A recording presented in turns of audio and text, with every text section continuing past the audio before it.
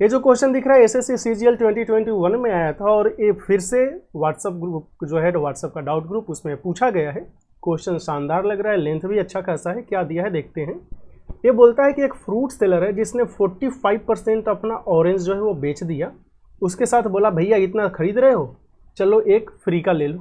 तो कस्टमर को 45% के साथ एक फ्री में दे दिया।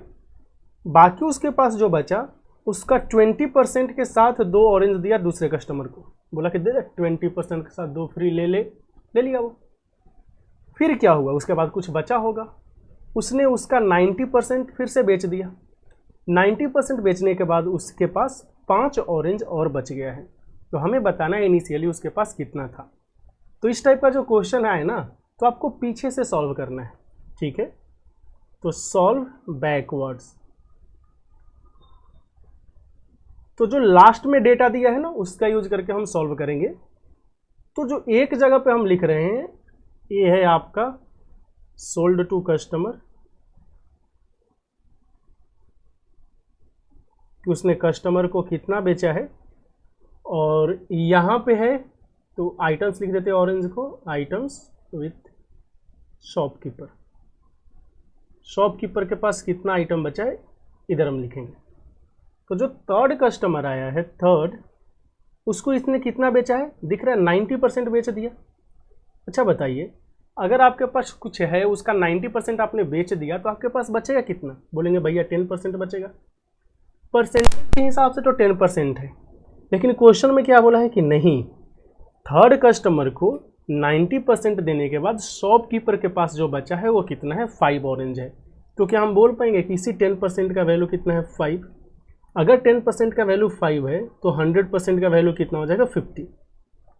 ये 100% क्या टोटल ऑरेंज है शॉपकीपर के पास? तो हम बोलेंगे नहीं नहीं, ये 100% तो बस इतना बचाया कि सेकंड जो कस्टमर था उसको बेचने के बाद दुकानदार के पास 50 ऑरेंज बचा, तब उसका 90% बेचा और 5 उसके पास बच गया। बात समझ में आ गई? तो यहाँ पे हम लिख लेंगे कि ऑरेंजेस लेफ्ट with shopkeeper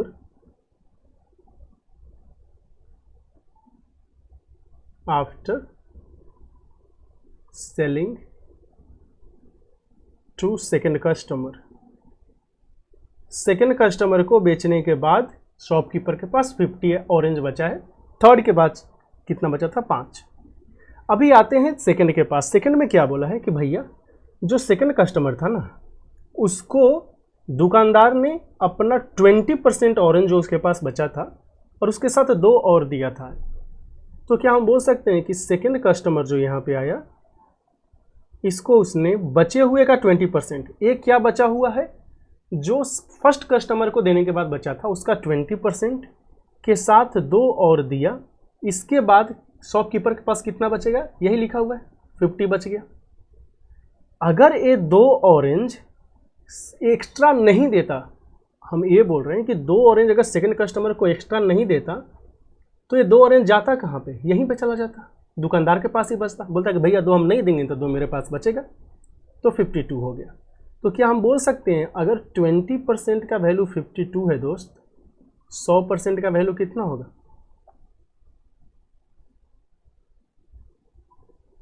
एक मिनट, गलत हो गया।